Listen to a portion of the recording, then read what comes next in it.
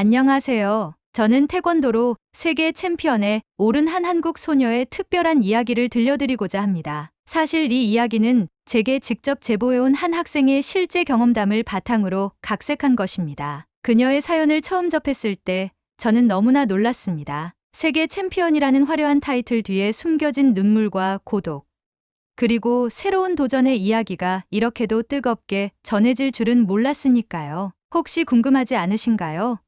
태권도로 세계를 제패한 소녀가 왜 미국의 예술고등학교로 향했는지, 그리고 그곳에서 어떤 일들을 겪으며 진정한 강함의 의미를 찾게 되었는지 말이죠. 그녀의 이름은 박지민. 태권도 금메달리스트라는 영광스러운 수식어를 달고 있었지만 새로운 세상에서의 삶은 결코 쉽지 않았다고 합니다. 태권도장에서의 환호와 박수갈채는 잠시 뒤로 한 채 낯선 도시 뉴욕에서 시작된 그녀의 유학 생활은 너무나도 고독하고 힘겨웠다고 하네요. 그리고 그곳에서 그녀는 예상치 못한 괴롭힘과 편견에 맞서야 했습니다. 하지만 그녀는 주저앉지 않았습니다. 태권도에서 배운 진짜 강함으로 다시 한번 무대에 오르게 되었고 세상은 결국 그녀에게 박수를 보내주었다고 합니다. 이 이야기는 단순한 스포츠 이야기가 아닙니다. 세상과 맞서는 한 소녀의 용기와 성장, 그리고 태권도가 무술이 아니라 그녀의 삶과 희망이 되어준 과정을 담고 있습니다. 지금부터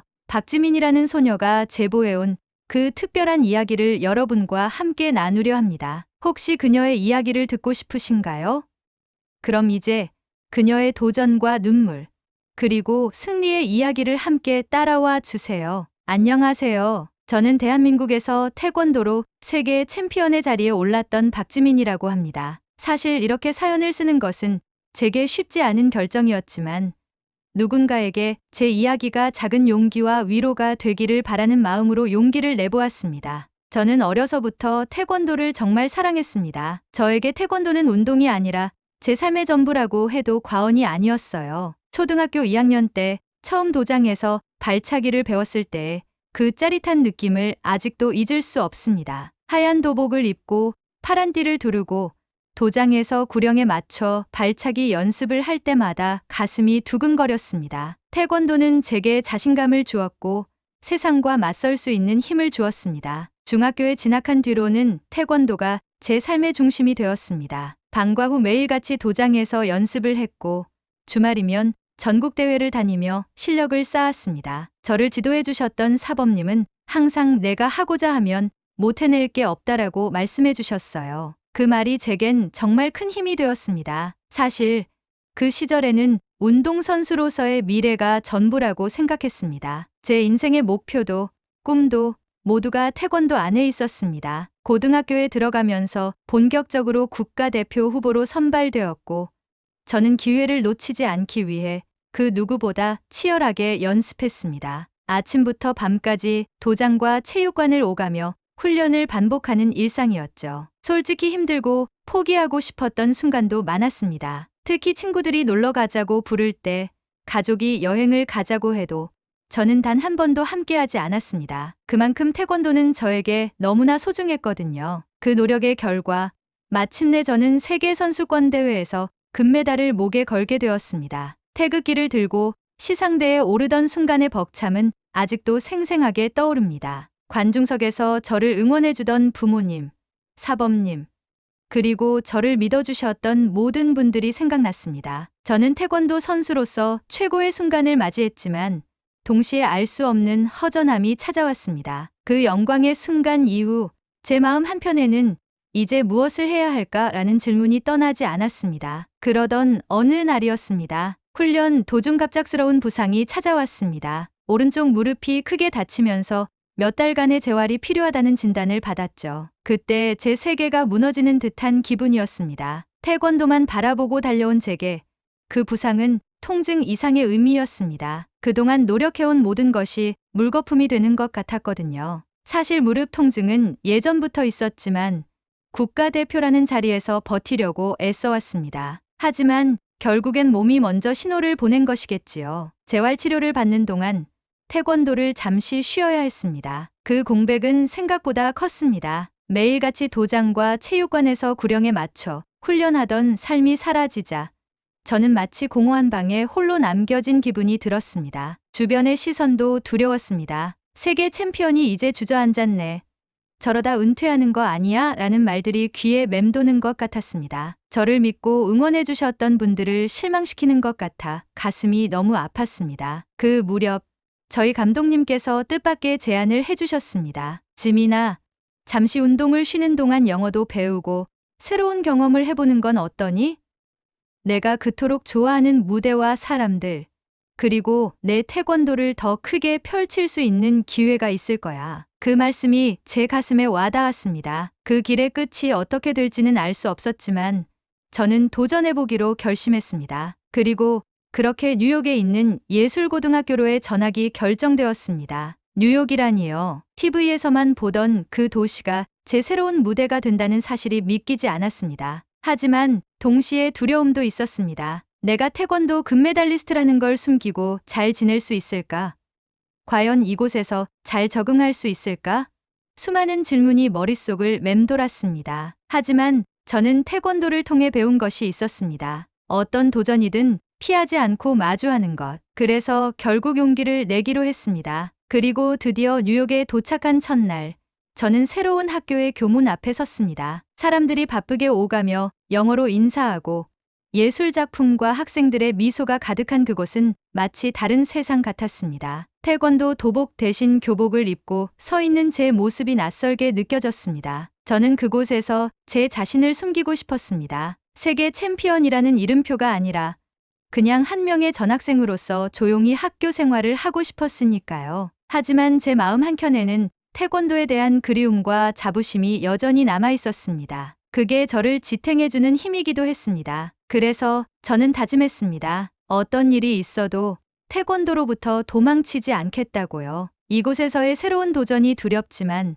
그 두려움마저도 태권도가 제게 준 용기로 이겨내보겠다고요. 그렇게 제 이야기는 새로운 무대에서 다시 시작되게 되었습니다. 저는 한국에서 태권도를 하며 많은 시련을 겪어왔습니다. 하지만 미국이라는 새로운 땅, 그것도 태권도가 아닌 예술고등학교라는 완전히 다른 환경에서의 도전은 상상 이상으로 어려웠습니다. 처음에는 태권도 선수라는 사실을 숨기고 그저 평범한 전학생으로 지내보고 싶었습니다. 하지만 그게 생각처럼 쉽지는 않더라고요. 언어의 장벽도 컸지만 문화와 분위기, 사람들의 시선이 달랐습니다. 뉴욕의 예술고등학교는 다양한 전공 학생들로 가득했습니다. 발레, 연극, 뮤지컬, 미술, 음악 각 분야에서 재능 있는 학생들이 꿈을 키워가고 있었습니다. 저는 체육 전공이 아닌 일반 교양 수업을 듣게 되었는데 그곳에서도 태권도 이야기를 꺼낼 수는 없었습니다. 혹시라도 누군가 제 과거를 알게 되면 어떻게 볼까 두려웠습니다. 폭력적인 스포츠를 했던 사람,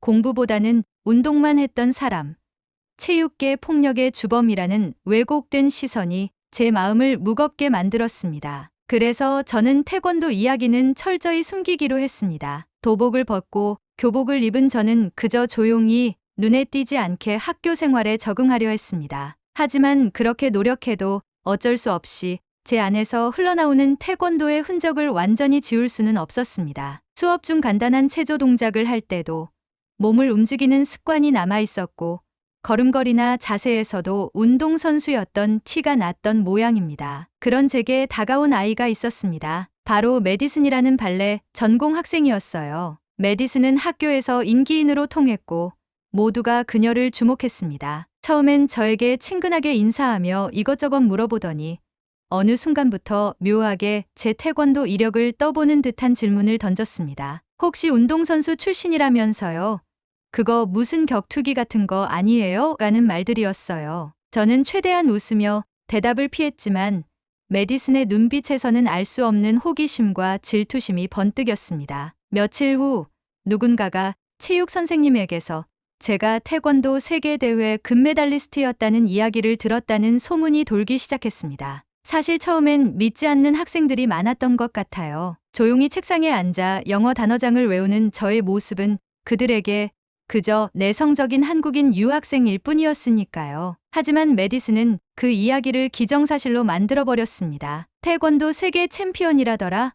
와, 학교에서 누굴 때려 눕히는 거 아니야? 라는 농담과 수군거림이 교실 곳곳에서 들리기 시작했어요. 그때부터였습니다. 메디슨이 본격적으로 저를 괴롭히기 시작한 것은요. 발레 연습실에서 우연히 마주친 날, 그녀는 제게 너무 태권도 선수처럼 무섭게 걷지 마. 예술고는 폭력학교가 아니니까. 라고 말하며 웃음을 지었습니다. 그 웃음이 얼마나 날카롭고 아픈지 그때 처음 느꼈습니다. 그리고 그 웃음은 곧 교실에서도 이어졌습니다. 메디슨의 무리에 속한 친구들은 제가 교실에 들어서면 일부러 웅성거리며 조심해, 태권 챔피언 오신다 라며 저를 놀리기 시작했어요. 저는 얼굴이 화끈거렸지만 최대한 아무렇지 않은 척 고개를 숙이고 자리에 앉았습니다. 참고 넘기려 했습니다. 태권도에서 배운 인내와 절제가 제 무기였으니까요. 하지만 메디슨의 괴롭힘은 날이 갈수록 심해졌습니다. 제 사물함에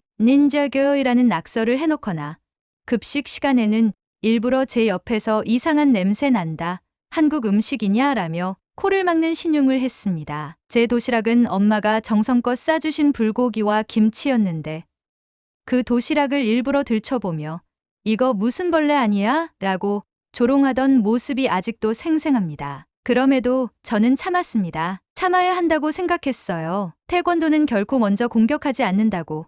제가 그렇게 배워왔으니까요. 하지만 마음속에선 자꾸만 분노가 차올랐습니다. 제가 무엇을 그렇게 잘못했길래 이렇게까지 괴롭힘을 당해야 하는지 모르겠습니다. 하지만 그때마다 제 아내 태권도는 제게 이렇게 말해주었습니다. 끝까지 참고 너의 진심을 보여줘야 한다. 그러던 어느 날 연극 수업에서 엘리엇이라는 남학생이 제게 손을 내밀었습니다. 그는 연극 전공으로 누구보다 따뜻하고 배려심이 많은 친구였어요. 내가 태권도 선수였다는 거 멋진 일이라고 생각해. 그게 왜 놀림감이 돼야 하지? 라고 말해주었습니다. 그 말에 저는 눈물이 날 뻔했어요. 그 한마디가 제겐 너무나 큰 위로였으니까요. 엘리엇은 언제나 제 편이 되어주었고 덕분에 조금씩 학교 생활에 적응할 수 있었습니다. 하지만 메디슨의 질투는 거기서 멈추지 않았습니다. 학교 축제를 앞두고 메디슨은 저를 연극 연습실로 불러냈습니다. 태권도 세계 챔피언이라며?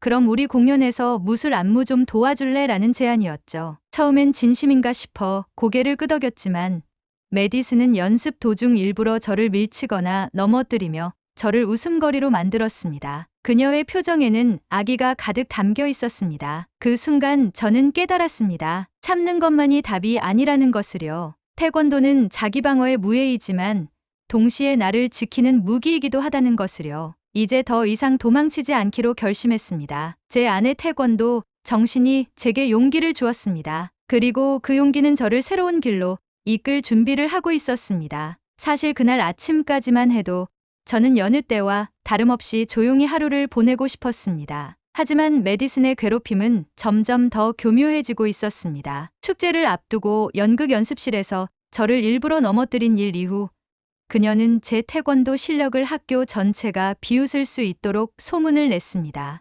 태권도 챔피언이라면서 그거 결국 폭력 아니야?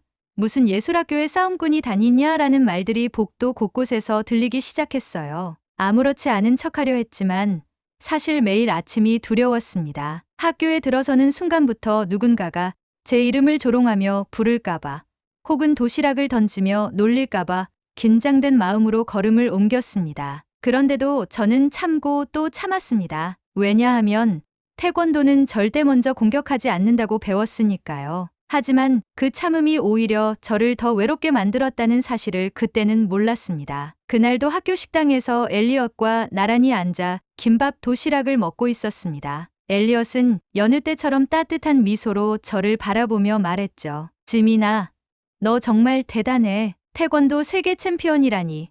그거 자랑스러운 일이잖아. 저는 엘리엇에게 조심스레 웃어 보였습니다. 고마워. 하지만 여기서는 왠지 모르게 그게 부담스럽게 느껴져. 라고 답했어요. 그때였습니다. 식당 문이 열리더니 메디슨이 친구들과 함께 들어왔습니다. 그녀의 눈빛은 평소보다 더 날카롭고 무언가 결심한 듯 보였어요. 그녀는 저희 테이블로 다가와서 도시락을 힐끔 보더니 손가락으로 가리키며 비웃듯 말했습니다. 이거 뭐야?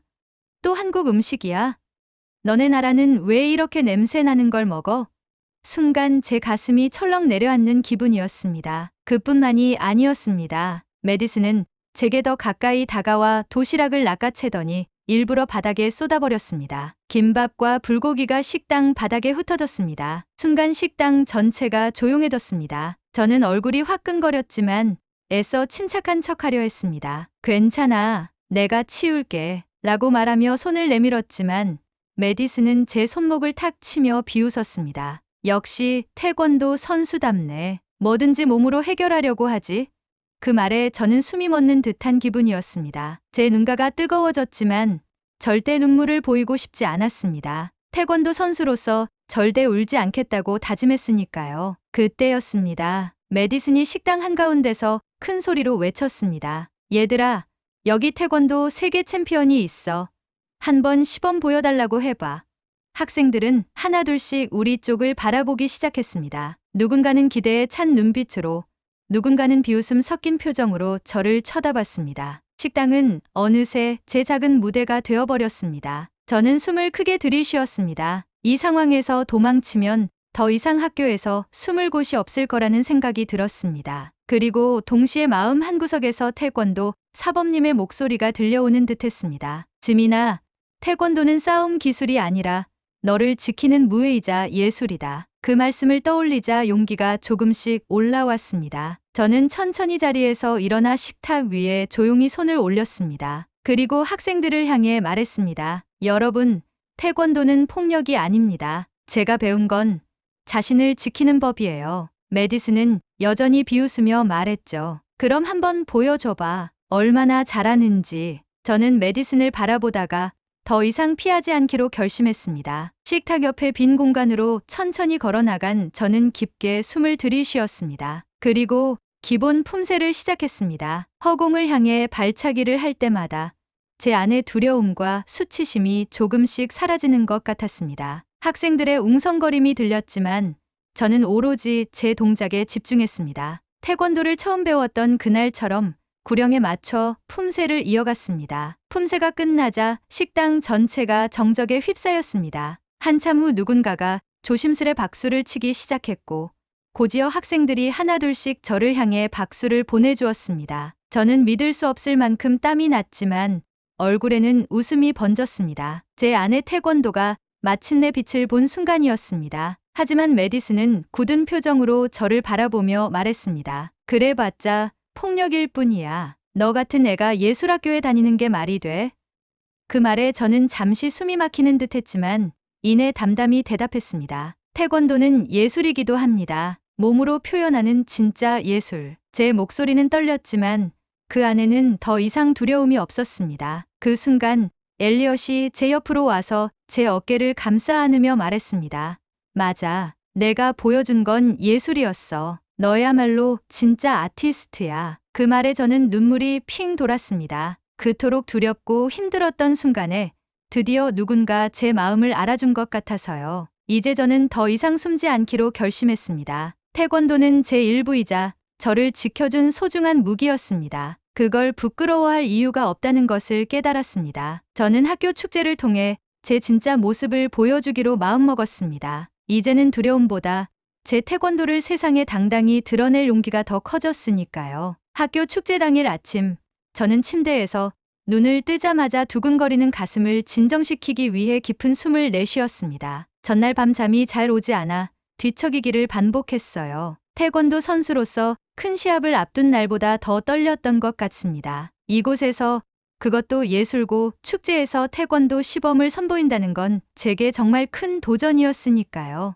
하지만 이번만큼은 도망치고 싶지 않았습니다. 제 안의 두려움을 정면으로 마주하고 싶었거든요. 체육관에 도착하니 학생들과 선생님들, 그리고 학부모님들로 가득했습니다. 모두들 각자의 전공을 살려 다양한 공연을 준비 중이었고 그 열기 속에서 저도 제 무대를 준비했습니다. 도복을 입은 제 모습이 낯설기도 하고 동시에 너무나 익숙했습니다. 도복의 질감, 허리띠를 멜 때의 긴장감, 태권도장에서 수없이 반복했던 숨 고르기까지 모든 것이 그리웠습니다. 무대 뒤에서 대기하며 손바닥에 땀이 차오르는 걸 느꼈습니다. 순간 메디슨이 눈에 들어왔습니다. 그녀는 발레 공연 준비를 하느라 분주해 보였지만 한편으로는 저를 신경 쓰는 듯한 시선을 보내더군요. 저는 작게 고개를 숙이며 인사를 했습니다. 솔직히 마음 한켠이 무겁기도 했지만 오늘만큼은 용기를 내기로 결심했으니까요. 드디어 제 차례가 왔습니다. 태권도 시범 박지민이라는 안내방송이 울리고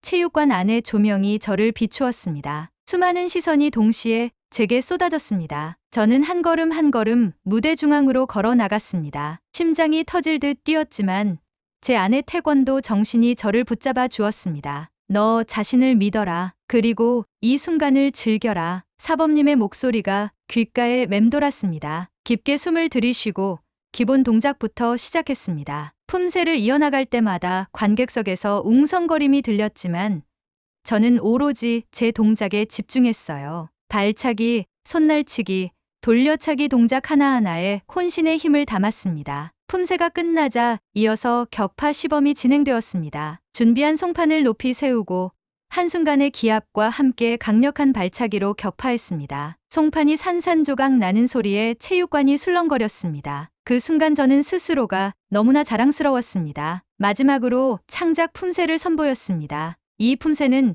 태권도의 기본 동작에 저만의 이야기를 담아 만들어본 작품이었어요. 처음 발차기를 배우던 소녀가 세계 챔피언이 되기까지의 여정을 몸으로 표현한 품새였습니다. 모든 동작에 제 삶이 고스란히 담겨 있었습니다. 발차기 하나에도, 손끝의 움직임 하나에도 제 이야기와 감정이 실려 있었어요. 태권도를 배우며 울고 웃었던 그 모든 순간이 제 몸을 통해 무대 위로 흘러나오는 것 같았습니다. 마지막 동작을 마치자 체육관 안은 정적에 휩싸였습니다. 그리고 곧이어 터져나오는 박수 소리와 환호성에 저는 그 자리에 주저앉을 뻔했습니다. 누군가가 브라보라고 소리쳤고 어떤 학생은 눈가를 훔치며 박수를 보내주었습니다. 저는 숨이 차오르는 걸 느끼며 무대를 내려왔습니다. 그 순간 메디슨이 무대 아래에서 저를 기다리고 있었습니다. 메디슨은 저를 바라보다가 이내 고개를 떨궜습니다. 그리고 떨리는 목소리로 말했어요. 지민, 미안해. 너를 그렇게 괴롭힐 이유가 없었는데